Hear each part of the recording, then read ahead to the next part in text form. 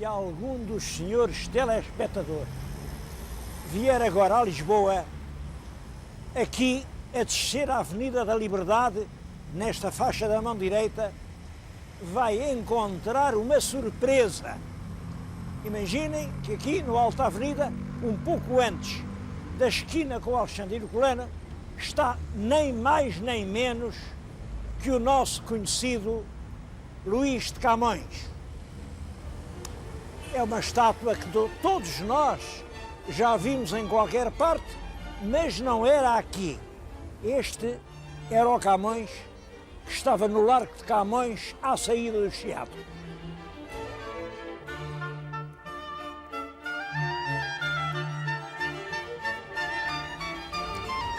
Como é que o Camões do Chiado veio parar aqui à avenida?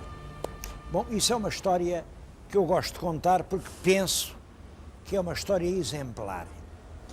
Como sabem, Lisboa está a afogar-se debaixo dos automóveis.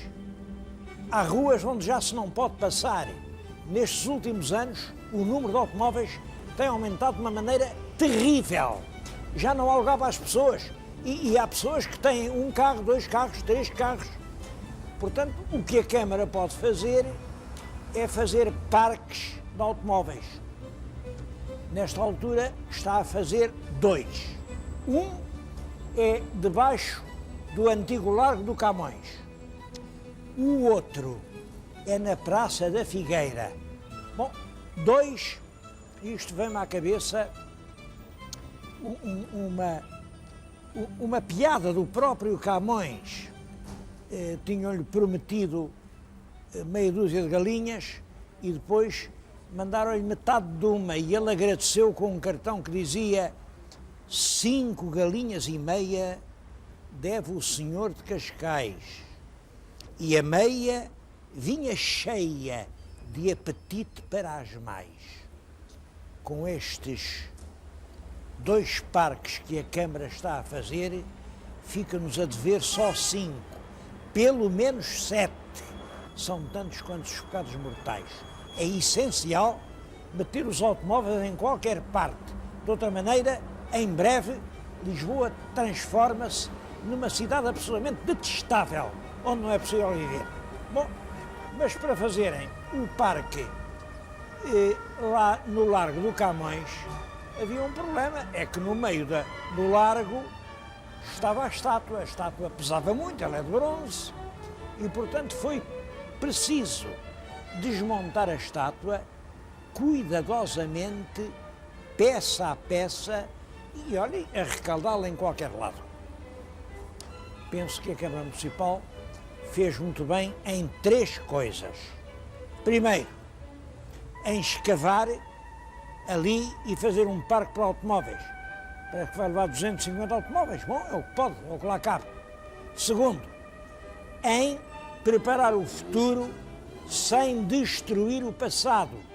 Não deitaram a estátua abaixo, conservaram-na carinhosamente. Terceiro, em não arrecadar isto assim aí nesses armazéns anónimos que comprei que ninguém vê, mas pô-los aqui na artéria mais nobre da cidade, na Avenida da Liberdade, para que todos os lisboetas que vivem agora no ano 2000 possam dizer o que eu digo. Estiveram junto do Camões, tocaram-lhe, quase que puderam falar com ele.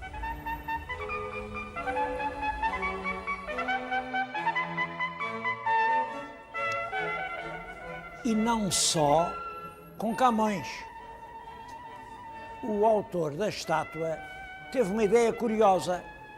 Foi fazer assim um grande pedestal com uma série de grandes escritores portugueses e em cima, presidindo como chefe da família, Luís de Camões. Ora bem, agora, como tiveram que fazer as obras, estão todos cá em baixo. Isto também é uma lição. As pessoas que estão lá em cima chegam a uma fase da vida em que ficam todas cá em baixo.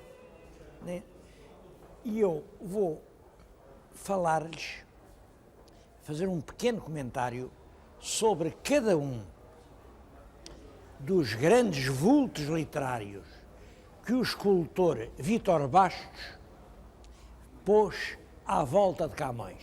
O primeiro é este, é o Fernão Lopes. Eu acho que isto não se parece absolutamente nada com o Fernão Lopes. O Fernão Lopes era um homem com um grande respeito pela verdade, um homem austero, um homem, de certo modo, áspero. E isto não é, isto parece assim um rapazinho de um coro do Teatro de São Carlos, qualquer coisa. Isto não tem nada, nenhuma semelhança com o verdadeiro Fernão Lopes. Eu acredito mais no retrato do Fernão Lopes que está nos chamados painéis do Nuno Gonçalves.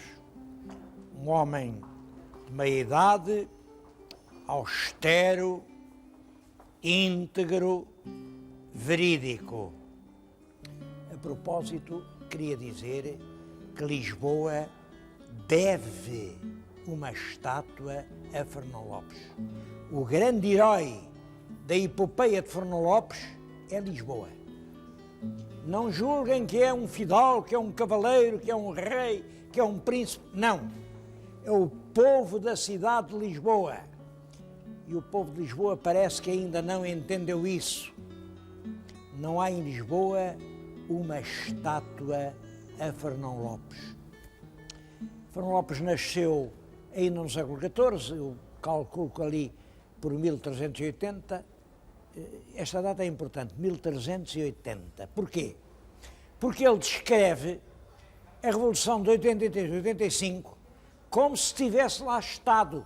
Ora, ele nasceu em 80, portanto não podia estar lá. Isto é muito importante para entender Fernão Lopes.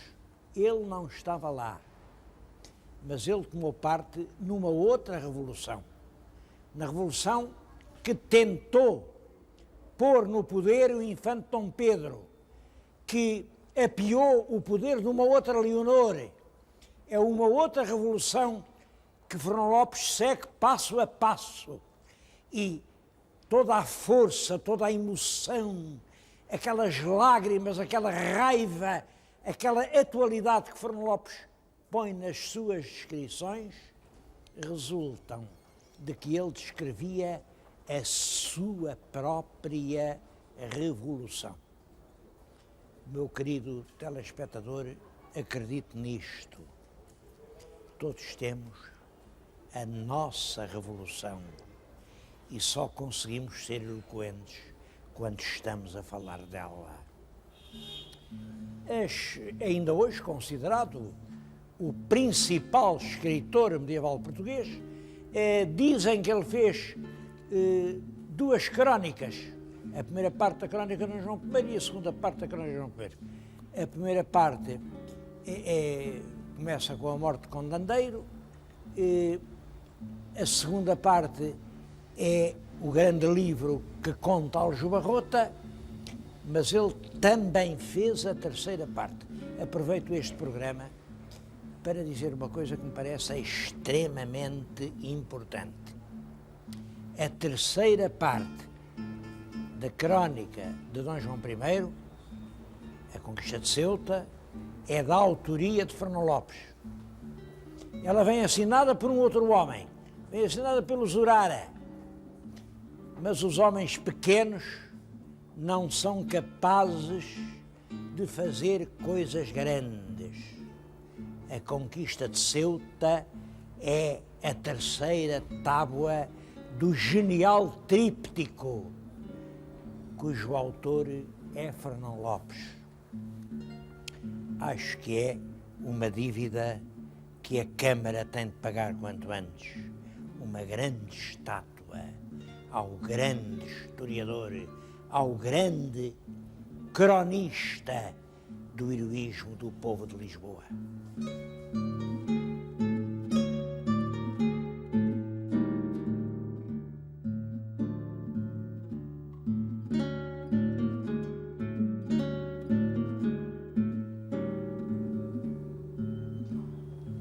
Fernão Lopes teve o cargo de cronista-mor do reino. E o seu sucessor, nesse lugar, por razões políticas, foi este Gomes e Anes de Azurara. Lá no monumento, Fernão Lopes e Gomes e Anes têm a mesma altura, 2 metros para cada um. Realmente eu acho que 2 centímetros chegavam para o Zurara e os 2 metros não dizem nem de longe a grandeza do Fernão Lopes. Este era um escritor brilhante, fazia o elogio dos senhores que estavam por cima, escreveu uma crónica do Dom Pedro Menezes, governador de Ceuta, outra a dizer muito bem do Dom Duarte Menezes. Quanto à terceira parte da crónica de João I, já disse que não é dele, é de Fernão Lopes. É realmente um destes cronistas que dizem o que o governo quer e que dizem bem de quem está por cima. É, portanto, um medíocre, uma figura obscura.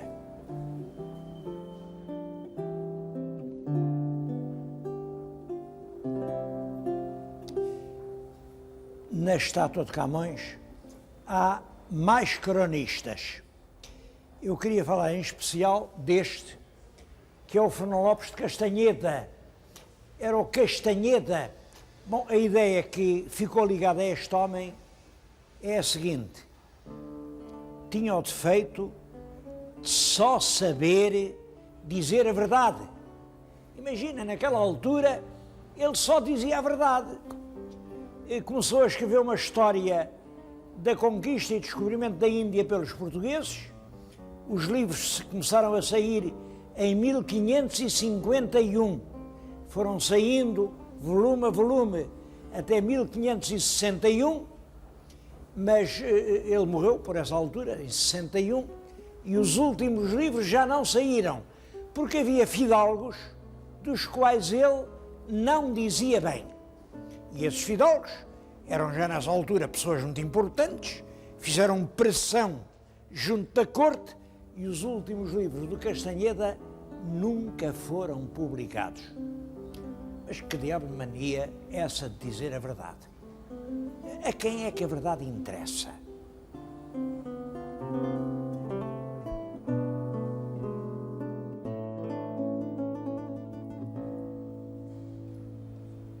Um quarto cronista figurava no monumento.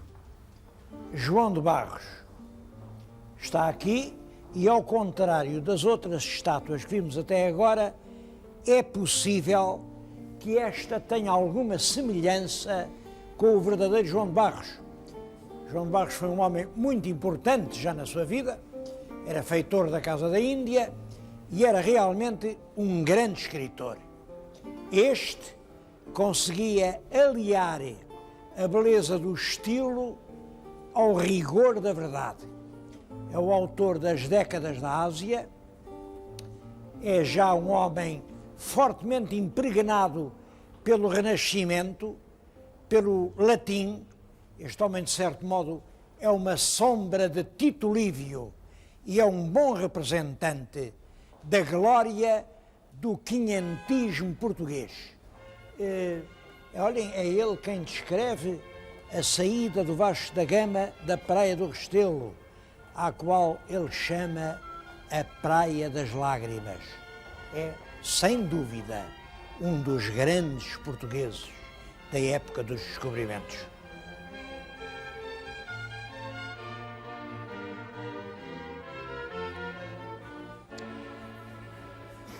Outra grande figura do século XVI português, o matemático Pedro Nunes. Está aqui, não sei qual é, enfim, a semelhança com o verdadeiro Pedro Nunes, mas é verdade que Pedro Nunes é um dos maiores vultos do nosso quinhentismo. É um homem virado para a ciência, não é nem poeta, nem cronista, preocupa-se com a matemática, com a astronomia. É um dos grandes representantes do pensamento português no século XVI. Ele tem aqui, como veem no peito, uma condecoração, a Ordem de Cristo. Sendo um homem tão inteligente, nem sei como condecoraram.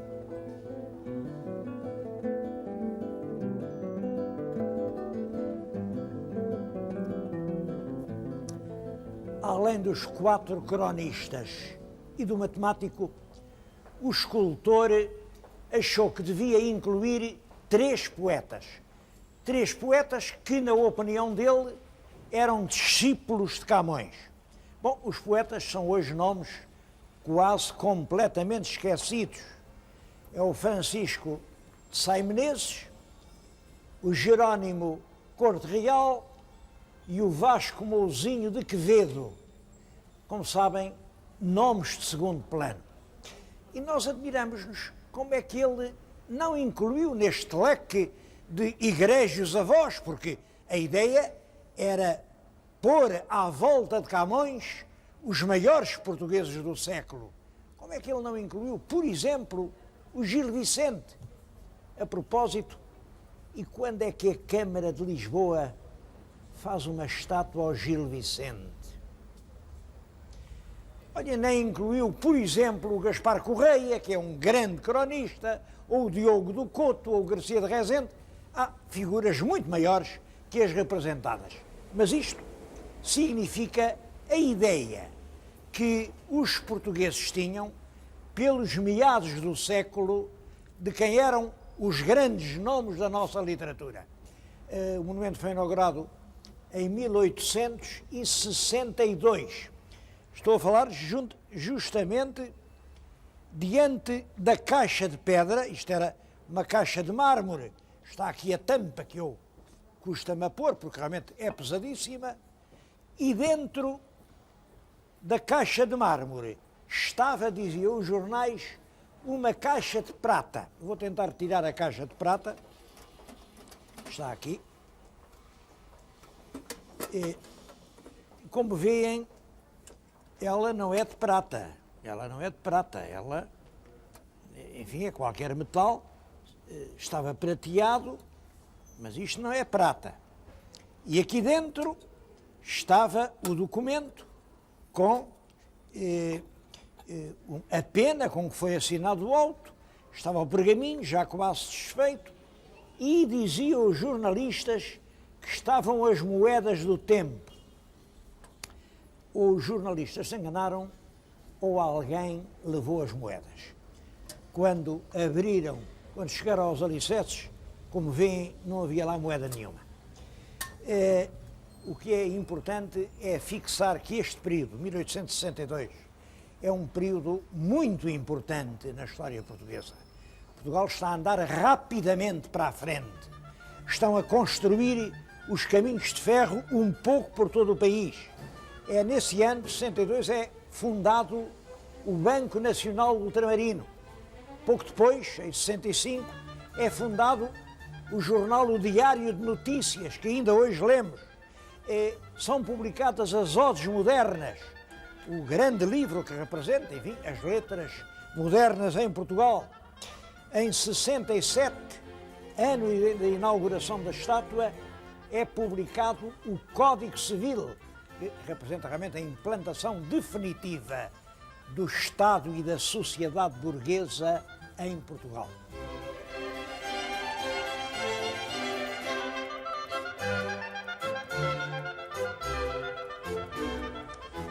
A estátua de bronze, que tem 4 metros de altura, também foi desmontada e está aqui na avenida à espera que o monumento seja recolocado no seu lugar. Bom, eu não lhes vou dizer que seja boa nem que seja má. Isto representa o gosto de um artista português dos meados do século passado. É verdade que a maquete da estátua esteve exposta na Câmara Municipal e que todos os lisboetas puderam dizer a sua opinião. Que bela lição para ser seguida. Não porem para aí monumentos sem que a gente possa dizer coisa nenhuma. Esta, naquela altura, foi apresentada ao público, toda a gente gostou e foi construída. É claro que é um retrato de Camões. Era assim que o artista via o Camões. Corresponde àquela ideia do trinca-fortes. Camões gigantesco, hercúleo, numa mão a espada e noutra a pena. Bem, eu acho que não era nada parecido com isso. Há muitos outros retratos. O único que pode ter algum resto de verdade, olhem, é aquele que foi rasgado e até tem agora uns bocadinhos de papel a colar. Esse ainda pode ter alguns restos de verdade. Isto, o herói, o combatente, o lutador, isto é que é uma fantasia romântica. Sabemos que no fim da sua vida o grande poeta andava de muletas e pedia esmola.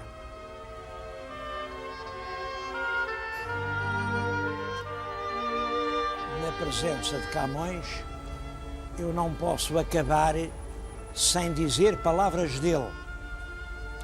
Mas não é muito fácil escolher. Camões escreveu durante um período de cerca de 40 anos e durante essas 4 décadas tem fases perfeitamente diferentes. Eu vou-lhes ler um soneto da primeira fase. Ele é um jovem, ainda faz versos em que acredita no amor, versos à imitação de Petrarca, e depois vou-lhes ler um dos últimos sonetos, em que ele dá um triste balanço à sua vida. O primeiro soneto diz assim: amor é um fogo que arde sem se ver, é ferida que dói e não se sente, é um contentamento descontente, é dor que desatina sem doer, é um não querer mais que bem querer, é um andar solitário entre a gente, é nunca contentar-se de contente, é um cuidar que ganha em se perder, é querer estar preso por vontade, é servir a quem vence o vencedor, é ter com quem nos mata a lealdade. Mas como causar pode seu favor nos corações humanos amizade, se tão contrário a si é o mesmo amor? 40 anos depois, ele dava um balanço à sua vida e era assim que escrevia: o dia em que nasci morra e pereça, não queira jamais o tempo dar, não torne mais ao mundo e se tornar eclipse nesse passo seu padeça. A luz lhe falte, o sol se lhe escureça, mostre o mundo sinais de se acabar, nasçam-lhe monstros, sangue chova o ar, a mãe ao próprio filho não conheça, as pessoas pasmadas, de ignorantes, as lágrimas no rosto, a cor perdida, cuidam que o mundo já se destruiu. Oh, gente temerosa, não te espantes, que este dia deitou ao mundo a vida mais desventurada que jamais se viu.